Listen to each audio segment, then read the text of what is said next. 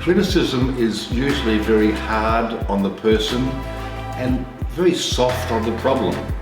Once we start to criticise someone, they normally close off. You might remember as a child your mum or dad saying, "I might as well be talking to a brick wall." Well, that's what happens when we criticise someone. So we don't actually get anywhere apart from disenfranchising, disconnecting from them. So rather than criticism, we need to use feedback, which is very soft on the person, very hard on the problem. And in the book, I talk a lot about this. But a case study comes to mind of a very senior production manager of long-standing, working in Mount Gambier. He could not keep staff because he was always toxic in criticism. And so much so that his employer, now listen to this carefully, he'd been working there 44 years and his employer had given him 31 final warnings. Now that's not an example of leadership. What it is, it's an example of they were scared to lose him because he was the one who could kick the plant and get it going. He was the one who knew all the secrets about all the mechanics of the plant, and they were dead scared they were going to lose him, so they just kept putting up with him.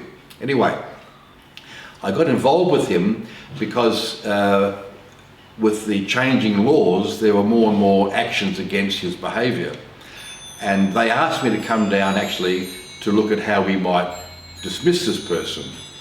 And so I said, well, rather than dismissing him, let's look at the way he operates. And I spent some time with him. This is a true story. And I introduced him to ALALA, and I introduced him to habit thinking, and I introduced him to sentences, and I introduced him to the fact, him, the managing director, and the union secretary in the room at the same time, that his behaviour had to change or he wouldn't have a job. But that he was important to the business, and the business apologised for not helping him change earlier. True story. 3 months later, I had a phone call from this chap. He wanted me to give him a hand because he had so many people wanting him to be their mentor. A person who had lived through criticising changed his entire behaviour. Important facts in the book you haven't yet heard about. When he knew the game was up and he may lose his job, and he was given ways to behave that he didn't know about before. He had a reason to put those into place, and they worked, and his biggest challenge now was, how do I handle so many people who want me to be their mentor? Black and white. He told me the company had changed name 4 times, 7 different managing directors, 11 different general managers, and he was still there. Lack of leadership. Not bad people, just they didn't know what to do with him. They didn't know how else to handle him.